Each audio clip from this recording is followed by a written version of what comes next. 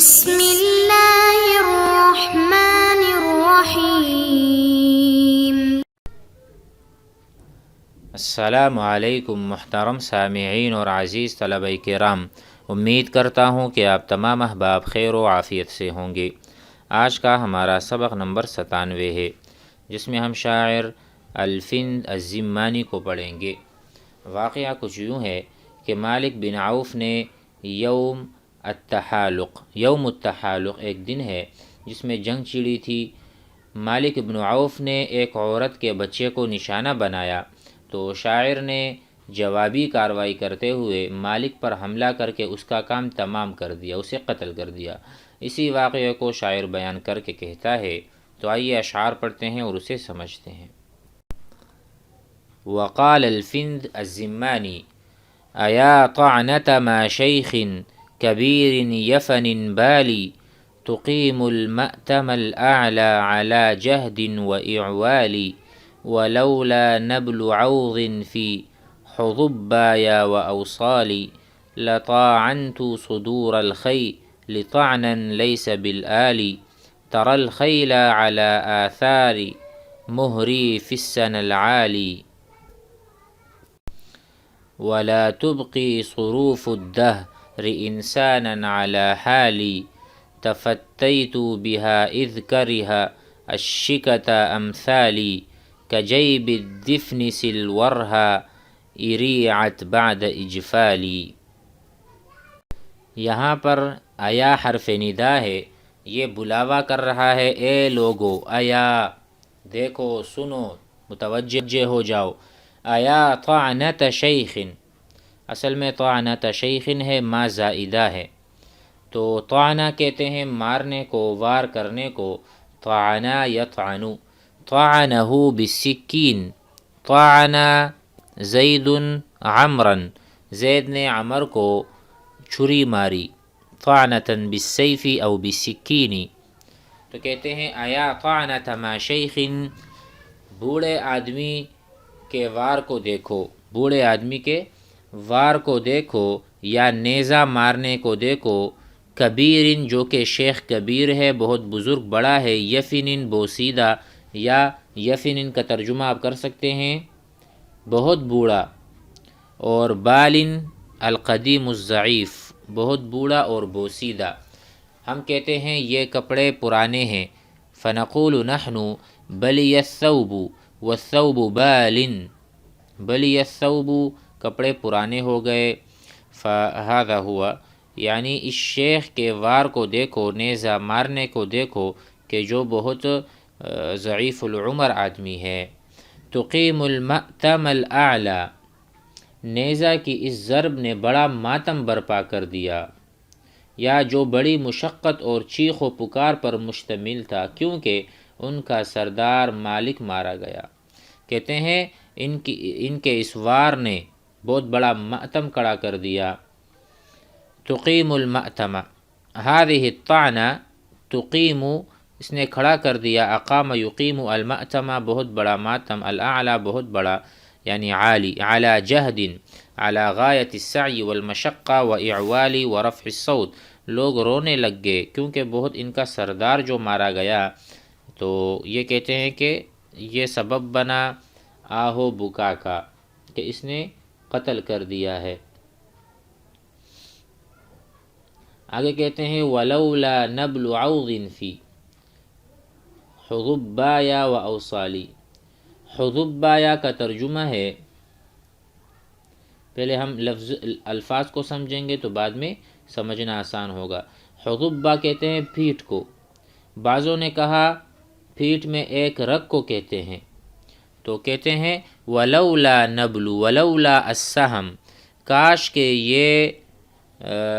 یہ تیر ہوتا، یا یہ نیزہ، یا یہ سہم ہوتا، عوض عوض اس کے، فی حضبائی میری پیٹھ میں، کاش یہ بچہ نہ مارا جاتا، کاش یہ ہمارا سردار جو بننے والا تھا یہ نہ مارا جاتا اس بوڑھے آدمی کے نیزے سے، کاش کہ یہ جو نیزہ ہے میرے پیٹھ میں گھومپا جاتا، و اوصالی، اور اسی طرح میرے جوڑوں میں لگتا، میرے اوصال جمع وصل، اور وصل کہتے ہیں جوڑ کو، انسان کے جسم کے جو جوڑ ہیں، اوصال الانسانی و اوصال الجسمی و کذالک اعضاء الانسانی، اوصال کہتے ہیں جوڑوں کو، کاش یہ اس میں لگتا۔ تو ترجمہ یہ ہے، آگے کہتے ہیں لطاعنت صدور الخیل طعنا لیس بالآلی، اور اگر میری پیٹھ اور میرے جوڑوں میں زمانے کا تیر نہ لگتا تو میں گھوڑوں کے سینوں پر ایسی نیزہ بازی کرتا جو کوتاہ نہ ہوتا۔ اس سے مراد سارا کچھ یہ ہے کہ اگر مجھے زمانے کے تیر نہ لگے ہوتے تو میں ان کو دکھاتا، تو میں گھوڑوں پر دور دور کے تو میں گھوڑوں کے سینوں پر ایسی نیزہ بازی کرتا جو کوتاہ نہ ہوتا۔ ٹھیک ہے، تر الخیل علی آثار مہری فی السن العالی، آگے کہتے ہیں اور تو میرے بچھیرے گھوڑے کے نشان ہائے قدم پر تمام گھوڑوں کو دیکھے گا۔ بزرگی کے مواقع میں، یعنی بزرگی اور ناموری کے اوقات میں سب سے آگے میں رہتا ہوں، باقی سب میرے پیچھے رہتے ہیں۔ اپنے تفخر اور مباحات کے تفاخر کے طور پر وہ کہہ رہا ہے، تر الخیلہ آپ گھوڑوں کو دیکھتے، علی آثاری میرے پیچھے پیچھے، علی اعقابی میں اس کا سردار بنا ہوتا، ان کو میں دکھاتا راستہ اور جنگ میں مہارت دکھاتا۔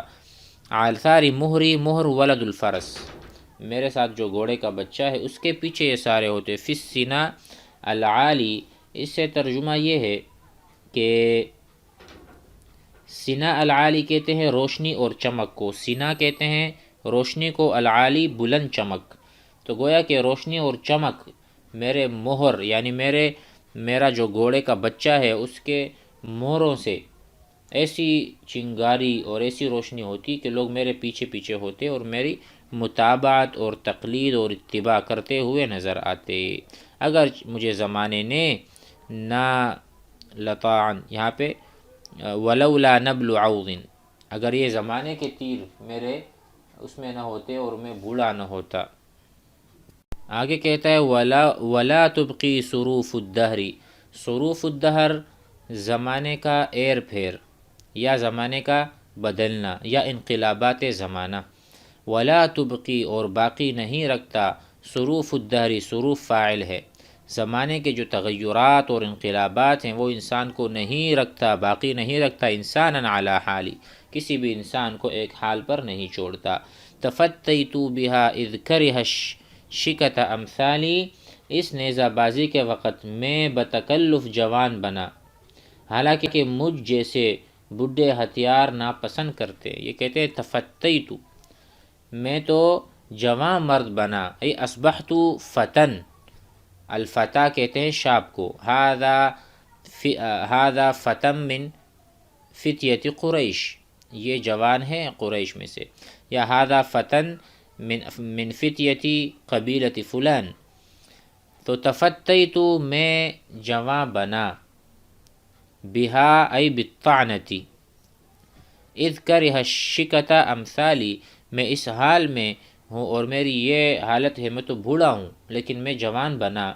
ایک ہی رمح، یعنی جب ایک وار اور ایک نیزہ ہمارے سردار کو لگا اور وہ مر گیا اس سے، تو میں اب اس حال میں رہا کہ میں جوان ہو گیا اور میں بدلہ لینے کھڑا ہو گیا۔ میرے امثال یعنی میرے ہم مثل جو ہیں وہ تو نیزہ نہیں اٹھاتے، وہ تو جنگ نہیں لڑتے، لیکن مجھ جیسے بڈھے ہتھیار ناپسند کرتے ہیں، لیکن میں نے اٹھا لیا کیونکہ مجھے بدلہ جو لینا تھا۔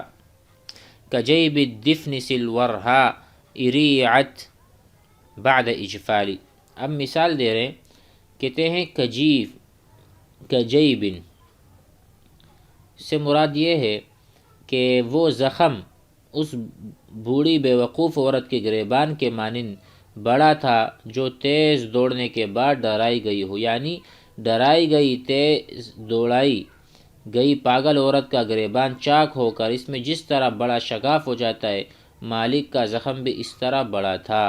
تو کہتے ہیں کجیب الدفنس، دفنس کہتے ہیں کمینے کو، یعنی جیب ہم کہیں گے گریبان کو، جب کسی کا گریبان چاک ہو جائے، پھٹ جائے، جب ایک پاگل آپ دیکھتے ہیں اس کا گریبان چاک ہوا ہوتا ہے، تو کہتے ہیں اسی طرح کسی بوڑھی عورت کا جب گریبان چاک ہوتا ہے، جب اس کو لوگ بگاتے ہیں تو جس طرح اس کا گریبان چاک ہوا تھا اس طرح ہمارے سردار کا بھی چاک ہوا تھا، تو مجھ سے رہا نہ گیا اور میں بدلہ لینے کے لیے آگے بڑھا۔ کہتے یعنی ڈرائی گئی، تیز دوڑائی گئی پاگل عورت کا گریبان چاک ہو کر اس میں جس طرح بڑا شگاف ہو جاتا ہے، مالک کا زخم بھی اسی طرح تھا۔ یعنی کجیبن میں یہ جو کجیب لفظ ہے اس میں شاعر نے مالک بن عوف کو جو نیزہ مار کر زخمی کیا تھا اس زخم کی تشبیہ پاگل عورت کے گریبان کے شگاف کے ساتھ دیے کہ وہ پاگل عورتوں کی طرف بھاگ رہا تھا جب میں نے اس پر وار کیا۔ الورہا بے وقوف ہونا، کمینہ جو کہ بے وقوف ہو۔ اور آگے ہے ریعت، ریعت کا ترجمہ ہے ماضی مجہول مؤنث کا صیغہ ہے وہ عورت جو ڈرائی گئی ہو، راع یروع من الروع، ریعت المرأة العجوزہ، کسی بوڑھی کو جب دھمکایا یا ڈرایا جاتا ہے اور وہ بھاگے اس حال میں کہ اس کا گریبان چاک ہو، اس سے تشبیہ دی۔ بعد اجفالی اے بعد سرعت السیر، جب وہ دوڑ رہی ہو۔ امید ہے کہ آج کا سبق بھی حضرات کو سمجھ میں آ گیا ہوگا۔ والسلام علیکم ورحمۃ اللہ۔